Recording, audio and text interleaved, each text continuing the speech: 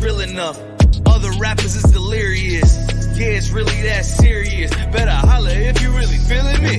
I gotta keep it 100, ayy. If you don't like it, then fuck it, ayy. We gonna win in the end, yeah, we gonna live in abundance.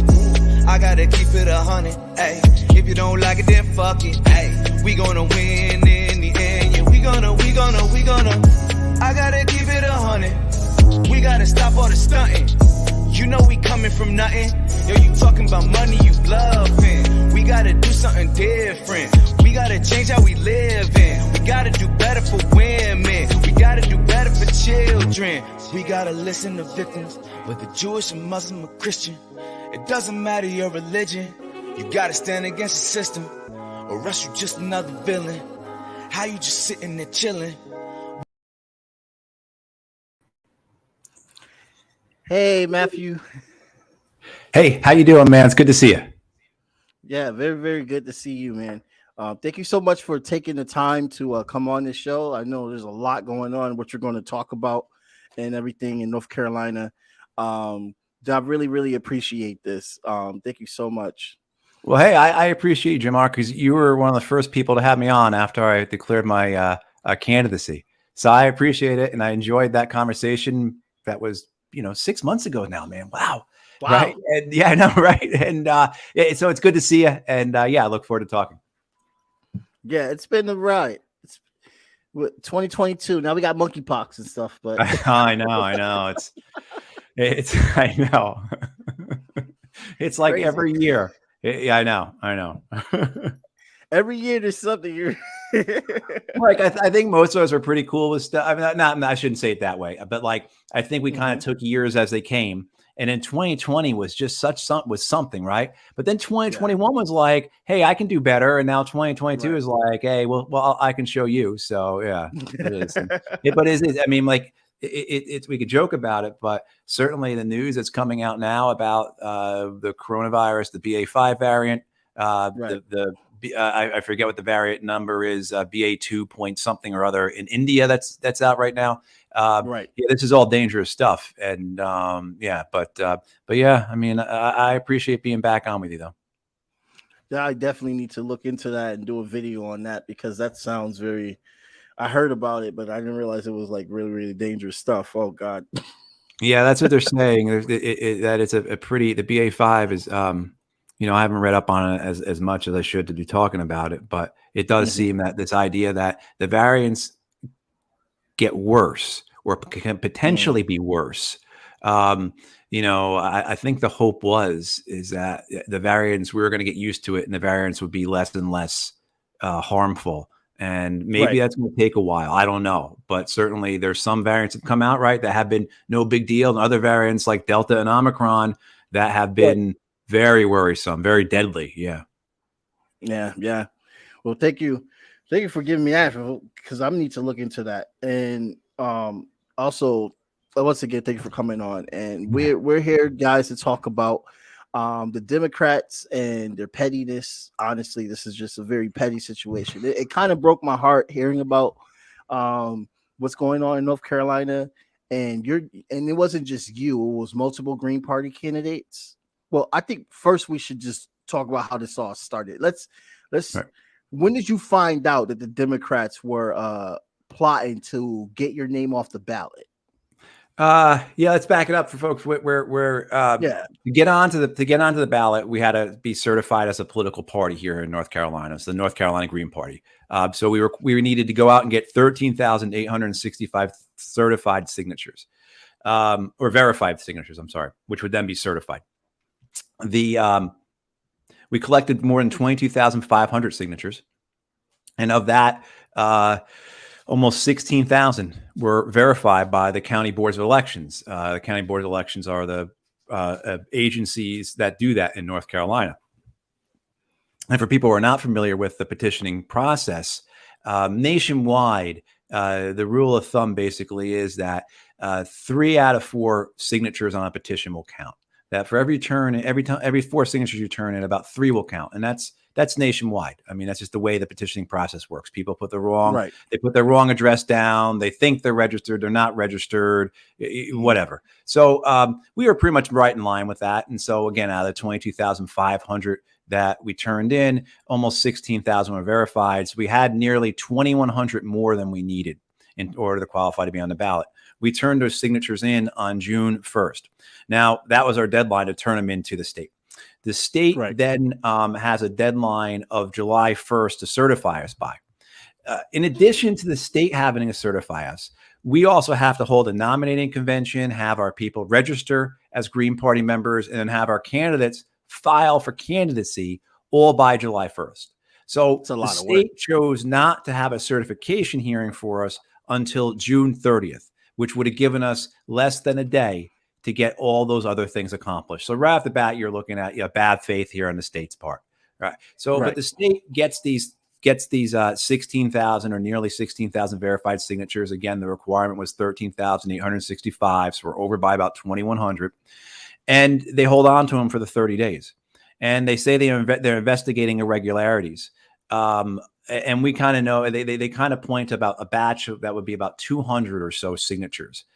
Now, that doesn't have anything to do with the 16,000 verified signatures that we turned in. These are signatures that they're pointing to that were never validated, never verified by the county, so never went towards the total that we needed to get past the threshold.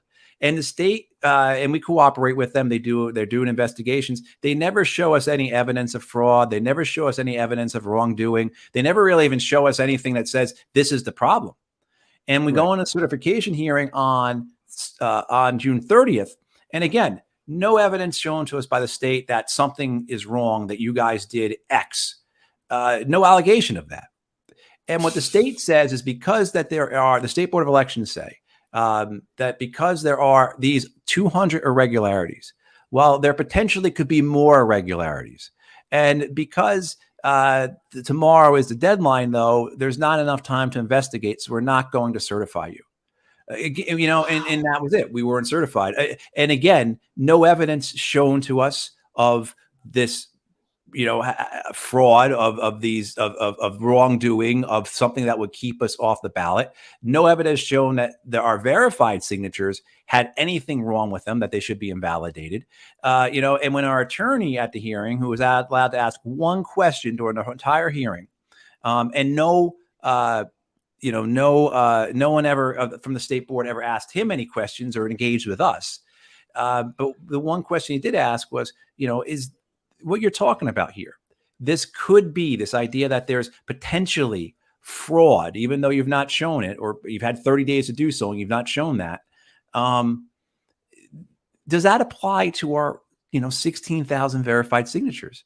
And the State Board of Elections, through the chairman, refused to answer. And then when our attorney tried to follow up, the chair of the State Board of Elections shouted down our attorney and muted his microphone. And that was a due process we received. And, and then we, like I said, we're not certified in a brazenly partisan manner. The State Board of Elections, the actual board of the State Board of Elections is 3 Democrats and 2 Republicans. And so it was 3 Democrats against and 2 Republicans for. And so we're not certified. And now we're in the process of fighting that. Wow. This literally just sounds honestly just nonsense how they treated the Green Party. It doesn't make any sense. It's not right. It's fundamentally no different than the arguments that Rudy Giuliani and those crooks were making in courts all across countries in late 2020, that the 2020 election should not go forward because there could be these issues, that there could be fraud, that there are problems. And then when they were asked to show what the fraud was, the problems were, what the issues were, they couldn't, and they didn't. Nothing. Right. And this is the same thing here. All we're being told is that there could be issues, and that because there could be, that means we can't certify you. And I mean, the danger in this, the precedent that this sets, is that no one will ever have a successful petition effort. No one will ever successfully achieve ballot access as long as a partisan process is able to say, well, we have concerns, and because of those concerns, which we're not going to document or delineate or articulate, we're going to just say no to you. You know, and that's the arrogance of power we're dealing with here. That's the smugness throughout the process, particularly at certification hearing. The attitude was, we don't like this, so we're not going to do it. And what are you going to do about it? Yeah. And the fact that there was 3 people on the board that voted not for it that were Democrats, and the other 2 were Republicans that were for it, just speaks volumes that they definitely colluded together. Yes, I'm gonna use the word collusion because that's what they're doing. They're colluding to suppress other parties from getting a chance to have a seat. That's exactly what's happening, and this has been going on forever. Like, stories in New Haven, working with Peter Gosselin at Green Party, like, Democrats told me that we were stealing their votes because the voting was so close. They put the anger towards us that it was so close that William Tong won by the hair of his skin. It was like, oh, well, you guys like got 2,000 votes. So maybe if you guys didn't take those votes, he would have won easily. I'm like, excuse me? Like, just even from that level. And now they're to the point where they're just like getting a chance to just snub you and block you. You got text messages from them as well too. Right. Well, that's a whole parallel effort to this. What I'm talking about is just a state board of elections. And just to go back to your point, someone on Twitter from overseas said something the other day, said he basically said, hang on, wait a minute. You're telling me that in order for a political party or a candidate to get on the ballot in the United States, the other 2 political parties have to allow them. Right. You know, just, you know, that kind of simple statement, that kind of like, hang on a second, this is how it works, really cuts through it all. Exactly. Right. I mean, like, the kind of like, people don't know that. Yeah. Yeah. That's how it is, though. And so the parallel thing, and just in addition to what's going on with the State Board of Elections, at the same time, and there's collusion here, right? Because again, this is a partisan process of something that should be nonpartisan that is partisan. You know, this idea that the Democrats control the State Board of Elections, and if the governor was Republican, the Republicans would. And I have no doubt if we were a conservative party going in there, the Republicans would have voted against us, the Democrats for us. What happens, though, is a few weeks ago, after we've turned in all our signatures to the State Board of Elections, we get told that the Elias law firm is down here from Washington, D.C.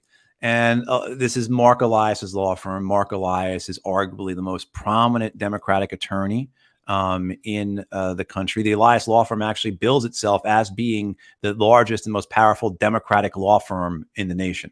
And so about 2 or 3 weeks ago, we get told they're down here. About 2 weeks ago, 2.5 weeks ago, we start hearing from people saying, hey, I got a phone call asking to have my name taken off the petition. And then we start hearing from people saying, I got a phone call asking my name to be taken off the petition. And they said they were calling from the Green Party. And what was occurring was that the Elias law firm, on behest of the Democratic Senatorial Campaign Committee, the DSCC, received the petition records from the State Board of Elections. They somehow matched those names up with phone numbers, probably, you know, cross-referencing them with Democratic Party databases, and started calling people and saying, you know, it's under the guise that this is kind of an integrity check to make sure people really did sign the petitions. And what they do is they ask, did you sign a petition or not? And then the person says yes. They go into a whole pitch about how the Greens are going to help the Republicans. The Democrat, you know, if you keep your name on a petition, this will allow the Republicans to win in November, et cetera, et cetera. At times, they identify themselves as a Democratic Party. Other times, they refuse to say who they were calling on behalf of. And then at other times, they said they would call, they were calling on behalf of the Green Party. And we actually got that on audio. One of our members was able to capture that because we knew it was coming. They were calling us multiple times a day. People were being called 5, 6, 7 times a day by these auto dialers. And then the text messages started showing up. And I got one of the text messages, same thing too, asking me to take my name off the petition, saying that the Green Party helps the Republicans. Some text messages talked about fraud, that the North Carolina Green Party had committed fraud to get on the ballot, which again, there's no evidence. Those are just allegations that were put out there just to damage us. Right. And then people started showing up at people's homes.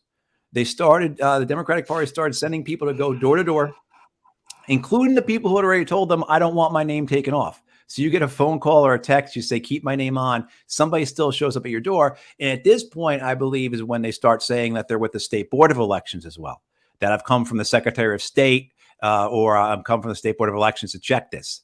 And so very, very insidious and nefarious, deliberately misleading, lying to people to confuse them and to get them to retract their name from petitions. And of course, using harassing, coercive, bullying language to try and get people to change or to remove their names from the ballots. Wow. I'm just like hearing all this in shock. Cause like for one thing, being a entity like a Democratic Party to do the best that you can to try to get some other candidate off the ballot that's not Democratic as a Democratic Party. I was expecting that, but to hear that they was impersonating also, it just used, they didn't even have like their own like joint together speech. It seems like it was just a chaos to try to do the best they can. Like they was just like basically like speeding up the process or just going crazy, rushing, all that stuff just to get you guys' names off the ballot. Right. There was no strategic plan. And they're saying that Green Party members are saying that they're this, they're that. Like they're lying to people on the phone. They're going up to their houses. They're like, right. This is just like, it's so dirty. It is. It's so dirty. This is one of the pitfalls of the arrogance of power, right? That you get smug, that you get conceited, that you underestimate who you're against. Why didn't they think that at some point we're going to figure this out and one of us is going to record it? Why are you going to send this text message to the candidate? Why are you going to call party members? You don't think we're going to fight back? But it's that arrogance of power, that allows them to behave like this because they feel like they're entitled to do it. Yeah. We're the Vanguard Party. That's what it is. Right. Yeah. And their messaging was confusing. I've seen some text messages that were deliberately laid out to be twisted, to be confused. Right. So that it would say stuff like do you want to take your name off the ballot? You would say no. And then it would say, thank you for agreeing to take your name off the ballot. Click on this link to take your name. Right. And then it would then the way it was phrased was where it would very be easy for you to hit no when you mean yes. Like the way they used their negatives. Right. It would be such the language was laid out in a way to confuse people. In other times, they would say to people things like, well, no, you don't worry about the Green Party. They're already on the ballot. This is about a certain aspect, but will help the Republicans. So like making some nonsensical argument about it, but that will confuse people. And then they start talking about fraud. And then they mention the State Board of Elections and people get scared and they take their name off and everything else. And, there's a lot of levels to this. I mean, I guess I should say out of 16,000 verified signatures we had, they only got about 140 people to say, take my name off. So it wasn't very successful. Good. Yeah. But it sets up all their challenges. So as we have to go and contest the state now and fight the state, we know that what's lurking out there is the Democratic Party, their biggest law firm, the Democratic Senatorial Campaign Committee, who, when we defeat the state, will then step in and then challenge us on a host of other, I'm sure I'm going to have to go and prove that I'm a North Carolina resident, right? Even though I clearly am, but I'm sure I'm going to have to bring my driver's license and the deed to my house and, whatever else to prove it because they're going to challenge it. And they just throw these obstacles up to exhaust us, to drain our resources, to put stress on us, right? So we start fighting each other, all that. This is all a strategy. It also does on what it does to people who sign petitions is it causes them to not want to sign petitions in the future.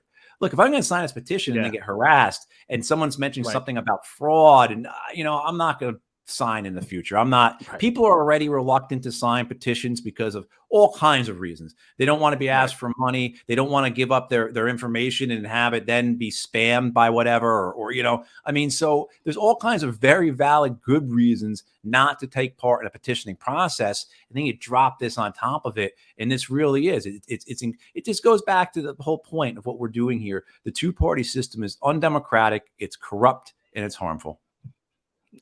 Exactly. This is just this does nothing but just prove our points about how the two-party system is just so flawed. You're so correct. Right. Because as much as they could try to defend themselves and try to say that what they're doing is to help people and stuff like this, they do all this dirty stuff. Like, is there a conscience with people in the Democratic Party? Are they really just so driven that they are like, okay, we are the only ones that can give you salvation. You have to do what we say. Give it to us. Don't give it to the Green Party. Don't give it to the Libertarians. Well, yeah, you know, man, they're not even arguing. They're not even arguing. They're not even arguing for salvation, what they're going to provide. Their argument is be happy with the crumbs that you have, because the Republicans in power, you won't even get crumbs. So be happy with the crumbs that you get. You know, and that's their, and there's an entitlement to it. There's this you know, belief that they are owed people's loyalty, that they don't have to go out there and earn votes, that people based upon, and this gets into the dangers of like identity politics as they're realized through the Democratic and Republican Party. Not saying anything about identity politics in general, in the sense of standing up for your community and everything else, but this idea that it's a red-blue dynamic, right? You know, and this, so that's the danger of it, is that it gets so simplified to this good versus evil struggle. And where, yeah, exactly, you're getting crumbs, you better like it, because if the other side comes in, you won't even get that. And on the other side, what they say is like, you're getting crumbs, don't, you know, if you let the blue people in, they're going to take your crumbs and give it to people who don't deserve it. Right. You know, I mean, like, that's their argument, but they're basically the same arguments. This idea that be happy with the little bit you're getting. Right. And I think that so you guys are doing a lawsuit, and I think that this can be something that can break the boundaries that a lot of third parties deal with when it comes to dealing with these two bourgeois systems, these two bourgeois parties. Because it all starts with something local before it gets blown up, which I'm so glad you guys are doing this. Is there anything you can say about that suit? I know you gave a little bit, but I can't. Yeah, I'm sorry. I figured you can. We're moving. You know, we have a variety of administrative and legal options available to us. So it may not be a suit exactly, you know, but we have a variety of options to us, and we're moving on it. And I certainly will let you know what we do and how we do it. Awesome. You know, but the idea that we're not gonna not do anything about it. If that's what they thought, I don't know where they got that from. So we're definitely going to fight this every possible way we can, and, you know, take advantage of this, because it is, as we were saying, this proves our point. This shows exactly what, you know, what the system is like, how exclusionary it is, how corrupt it is, in the sense, as we were talking before, about the collusion that exists. You know, this, like I said, the issue with the State Board of Elections and the Elias law firm DSCC are kind of separate, but there's a lot of crossover going there. You know, there's a lot of, and so this is a fight that's worth having. We're excited for this fight, you know, and we expect, I shouldn't say expect, I'm confident we will get our rightful spot on the ballot and be able to represent those issues that otherwise aren't going to be represented on the ballot if we're not there. And I think that's what threatens them so much. I think there's two things that threaten the Democratic Party here, and by extension, then the Republican Party. One is we went out there and we did it. Like, our folks went out and did amazing. And they organized and they executed, and they were met with a great wave of enthusiasm for what we're doing. People who didn't agree with us, people who are you know, we're a socialist party. People who are anything but socialist were saying to us, look, I'm not going to vote for you guys, but you need to be on the ballot because we need more options. We need more change. As we have, what we have now is failing us and hurting us. That was well recognized, you know, that in terms of the reception that we received, and then our success in our petitioning efforts. The other side of that then is that all those issues, single payer healthcare, affordable housing, living wages, action on the climate, ending the war on drugs, all kinds of different things. Look, we just, you know, we continue to see this, you know, violence in all forms, economic, state, police, you know, I mean, we'll be the only ones on the ballot arguing against that, trying to stand up for people. And it's not about me. It's not about the Green Party per se, but it's about the fact that the issues that we represent and the constituency where those issues come from are a threat to the donors of the Democratic and Republican Party. That, you know, single payer, you know, affordable housing, living wage, et cetera, those are all dangerous to the profits of the companies that underline the two-party system. And that's why they're so desperate not to have us on the ballot. Yeah. Yeah. And the fact that they went to bounds like this shows how afraid they are. And it shows the power dynamic, how it shifts as well, too. Because you actually have signatures of working power, honestly, compared to their signatures. Everybody just, oh yeah, I saw them at the fair. They said this is nice. They're not gonna do half of that. In the back of their mind, when someone votes for a Democrat, majority of the time they're already like, they're not gonna do half of that. They're probably not even gonna do all what they're about to say. Like there's no really like trust within the Democratic Party that it used to be, like probably back in 2003 or something. There's no trust anymore. So of course they went to this bounds, because if they did that, they thought they was going to lose to Matthew Ho. That's what it was. They feared that you was going to take one of their seats. Well, and the way they see it, they see it. They've got that entitlement. Look, a bunch of years ago, I worked on a 501c4, you know, political action committee. I was on the board. I didn't work on it. I was on the board. And there were folks in that organization who were working on the whole Turn Texas Blue campaign, right? And this was 12 years or so ago. So 2010, 2011, 2012. And, you know, when you got down to it, you know, what are your arguments for turning Texas blue? And it was simply because, well, there's a lot of brown people there. And those brown people have to vote for us. They're not going to vote for the Republicans. I mean, that was the argument, that we're entitled to their vote because they are brown people. I mean, that was the argument. I mean, I'm like, I don't mean to be glib or anything, but that was the argument. And that by 2022, right, 2024, Texas would be a blue state. And I mean, you saw what happened. You know, half those folks they registered ended up voting for Donald Trump and for Greg Abbott and Ted Cruz and all those. I mean, because again, the arrogance was there. That who else? And this goes back to like what remember Joe Biden said a couple of years ago. You know, if you don't vote for me, you ain't black. You know, I mean, like that entitlement, that right? I mean, and so I think that underlines it. And the Republicans are the same with their base. You know, with their folks in red areas and rural areas. You know, with lower income white folks. You know, that's how they treat them. You know, so it is. You see this across both parties, and the parties are really mirrors of each other. And, you know, that mirror has that foundation of corporations and banks keeping it upright. And for closing, again, thank you so much for coming on. I wish I could talk to you more, but I got so much other stuff going on right now. And I know you're a very, very busy man, so I don't even want to take up more of your time. No, I enjoy this talking with you, man. I appreciate it. Thank you. But in closing, I think that there's something good that's going to come out of this. I have some optimism. I'm gonna give my socialist optimism that I've been trained to do so good at all times, be optimistic. So this is socialism optimism, and I think this is some really good optimism, honestly, because I feel like that you guys, it's a big state, and you're making noise. I heard about you in your situation on Jamal Thomas. I listen to Jamal Thomas every single morning, and ex-CIA agent mentioned what you was dealing with as well too. And I heard about you on other progressive platforms as well. So it's making waves of what's going on. And I hope that people, progressives, and everyone that's on the left side, the left wing side, notice this and see this when they look at that ballot box, and they actually try to take time to look at other candidates instead of being drawn into the AOCs.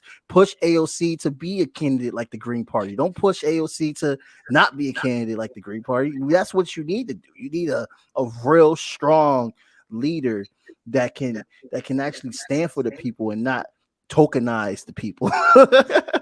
Exactly. You know, one of the things we have to do is continue to build, right? We have to continue to create a party that has the resources so that an AOC or say a Nina Turner, would run as a Green or as a socialist third party. It doesn't have to particularly be the Green Party. I don't believe Green. Right. But what we have to continue to do, and a lot of people have been doing this already. So I don't want to step on any toes, because a lot of great folks have been building that have got to this point, and then we got to keep building further, is build our infrastructure. Right. And so it's just not getting candidates. It's making sure that there are treasurers and campaign managers, people who can run campaigns, a variety of different levels and a bunch of different functions, so that we can, put together these campaigns that get in front of folks, and people realize, okay, this is a real good alternative.